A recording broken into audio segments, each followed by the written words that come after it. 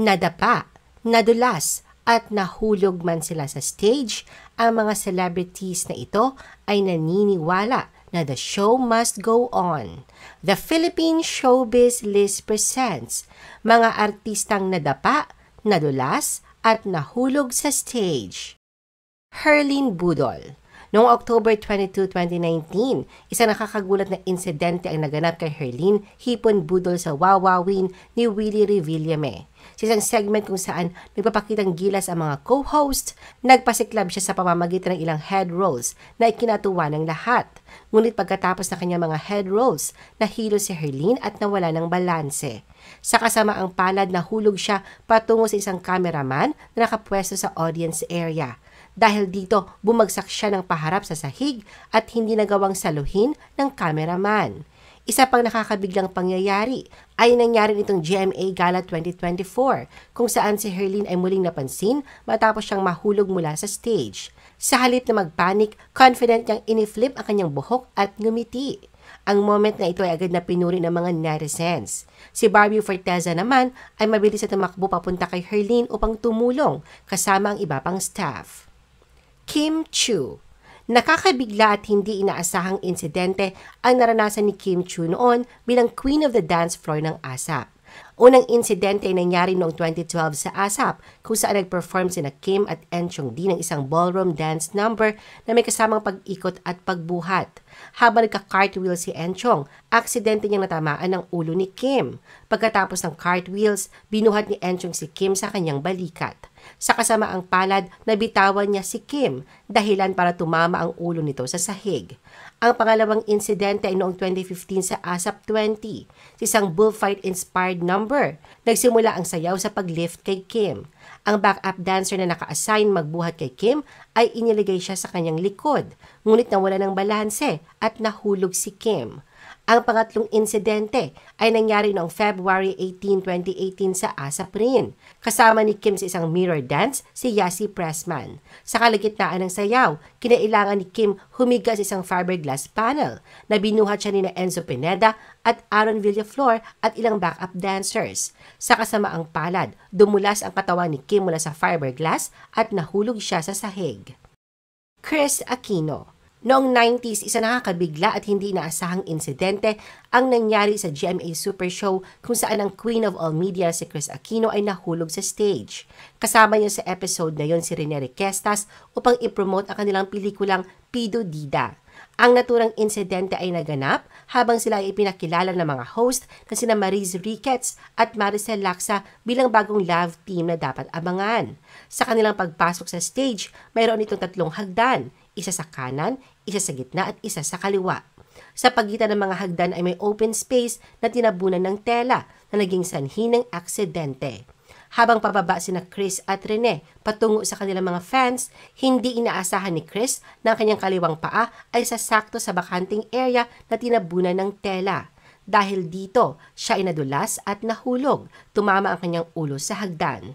Ang pangyayaring ito ay nagdulak ng takot at pagkabigla sa mga manonood, pati na rin sa mga host at crew ng show. Agad namang sumaklolo si Rene at ang mga staff ng show upang tulungan si Chris at itayo siya mula sa kanyang kinasadlakan. Kitang-kita ang pagkabahala sa mukha ni Rene at ng iba pang naroon. Dahil sa aksidente, hindi na natuloy ang kanilang TV guesting sa naturang show. Si Chris ay agad dinala sa ospital upang masuri at mabigyan ng kaukulang atensyong medikal. Miriam Kiambao. Isa sa mga hindi malilimutang tagpo sa kasaysayan ng Miss Universe ay ang insidente na pagkadapa ni Miriam Kiambao. Naganap ang insidente sa preliminary competition ng Miss Universe 1999 na ginanap sa Trinidad and Tobago.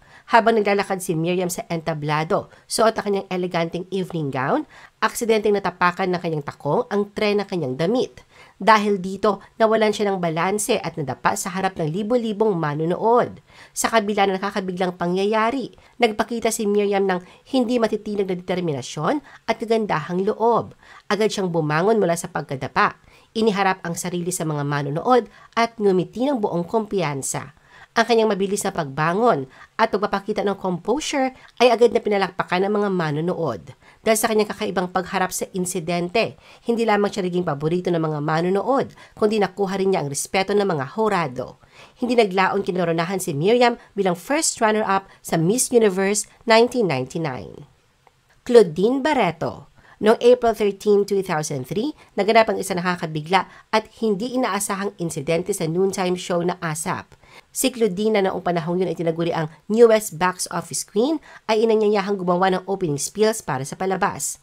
Ang naturang opening spiels ay isa sa mga highlight ng programa kaya't malaking karangalan para kay Claudine ang mapili upang magbigay nito.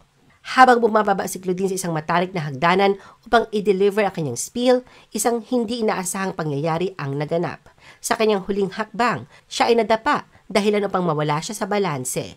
Dahil sa gulat at pagkabigla, nakapagsalita siya ng isang di kaaya-ayang salita sa harap ng kamera at sa harap ng libo-libong manonood.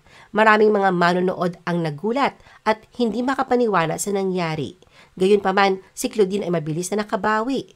Kaagad siyang humingi ng paumanhin sa mga manonood at sa kanyang mga kasamahan sa show. Angeline Quinto. Noong 2012, si Angeline ay nagmistulang diwata sa kanyang mahaba at floral na bestida habang siya nagpe-perform sa entablado ng ASAP. Ang kanyang ganda at husay sa pag-awit ay labis na hinangaan ng mga manonood. Ngunit sa gitna ng kanyang pagtatanghal, isang nakakabigla at hindi inaasahang insidente ang naganap. Habang paakyat siya sa mga nakataas na hakbang, siya ay nadulas at bumagsak sa kanyang mga tuhod. Ang pangyayaring ito ay kinagulat ng lahat, ngunit agad naman siyang bumangon at ipinagpatuloy ang kanyang performance ng may ngiti. Shaina Magdayaw. Noong October 2013 sa isang episode ng ASAP, isa nakakabigla at hindi inaasahang insidente ang naganap sa opening number. Sina Shaina Magdayaw at Nikki Hill ay naatasang mag-belly dance sa tugtog ng Jai-Ho ng Pussycat Dolls. Sa gitna ng kanilang pag-indak, todo bigay si Shaina sa kanyang performance. Subalit sa isang masiglang pag-ikot, nawala sa balanse si Shaina at natumba. Dahil sa pangyayari, mabilis na tumigil sa pagsayaw si Nikki at agad na tinulungan si Shaina upang makatayo. Habang nagpupumilit bumangon, napansin ng mga manonood na nahuhulog ang palda ni Shaina. Sa kabila ng lahat, mabilis niyang naayos ang kanyang palda bago tuluyang makatayo. Sa kabila ng kanyang pagkakatumba, walang senyales na malubhang nasaktan si Shaina.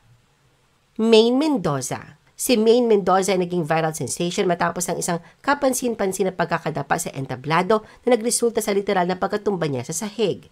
Ang hindi malilimutang pangyayari ay naganap sa isang live event kung saan nagkaroon ng slip si Maine na nagdulot sa kanya na mag-face plant sa sahig. Sa kabila ng insidente, pinanatili ni Maine na kanyang positibong pananaw at ipinasok ang clip ng pangyayari sa kanyang Facebook page. Apple the App. Noong 2019, isang nakakabigla at hindi inaasahang insidente ang nangyari sa isang libreng indoor summer concert ni Apple the App. Habang siya ay nagtatanghal sa harap ng kanyang mga tagahanga, bigla siyang nadulas mula sa isang steel barricade at nahulog sa mga tagahanga sa front row. Ang aksidente ay hindi na ipaliwanag sa pamamagitan ng video footage, ngunit naitala ito sa mga larawan na kumalat sa social media. Ang mga larawan ay nagpakita ng sakit na sinapit ng artist at ang pagkabigla ng mga tagahanga na nasa paligid niya. James Reid. Noong 2014, isa nakakabigla at hindi inaasahang insidente ang naganap kay James Reid sa Cosmopolitan Bachelor Bash. Habang naglalakad pabalik mula sa kanyang paglakad sa entablado, hindi sila sadyang natapakan ni James ang isang butas na bahagi ng disenyo ng stage. Ang insidente ay tila seryoso, ngunit sa kabila ng pagkakabagsak, ang aktor ay nakaligtas na may isang pasa lamang sa kanyang braso. Ang aksidente ay nagbigay ng matinding kaba sa mga manonood, ngunit sa kabutihang palad, hindi ito naging sanhi ng mas malalang pinsala sa kanya. Julie Ann San Jose. Noong January 6, 2013, isa nakakabiglang insidente ang naganap sa live performance ng Party Pilipinas. Sa gitna ng kanilang opening number, nadula si Julie Ann San Jose habang sumasayaw kasama si Yasi Pressman at iba pang dancers. Dahil sa pagdulas, tinamaan na kanyang bukong-bukong at hindi agad nakabangon. Bagamat hindi agad namamalaya ng ibang dancers ang nangyari, patuloy silang sumayaw at tinapos ang kanilang bahagi ng performance. Nang makita na hindi pa rin makabangon si Julie sa entablado, agad na bumalik sina Yasi at ang iba pang dancers upang tulungan siya. Ang parte ng segment ay kasama rin ang performance nila ni Elmo Magalona na mabilis na pumunta sa entablado upang tumulong kay Julie. Sa kabila ng sakit, nagdesisyon si Julie na ipagpatuloy ang kanilang song number kasama si Elmo. Habang umiikot ang kamera sa malapad na kuha, kitang-kita ang sakit sa mukha ni Julie habang pinipilit niyang panatilihin ang kanyang balanse. Pagkatapos sa kanilang performance, tinulungan siya ni Elmo na umalis ng entablado. Vice Ganda. Noong March 2017 sa isang episode ng It's Showtime, naganap ang isang nakakabigla at hindi inaasahang insidente kay Vice. Kasama si Ann Curtis sa pag-host ng segment na tawag ng Tanghalan Kids, kinailangan nilang umupo sa mga maliit na upuan upang makasabay sa taas ng mga bata habang ini-interview. Sa kalagitnaan ng isang panayam, bigla na lang nawala ng balanse si Vice at nahulog mula sa maliit na upuan. Sinubukan siyang saluhin ni Ann, ngunit nangyari ito ng sobrang bilis kahit hindi na niya naabutan.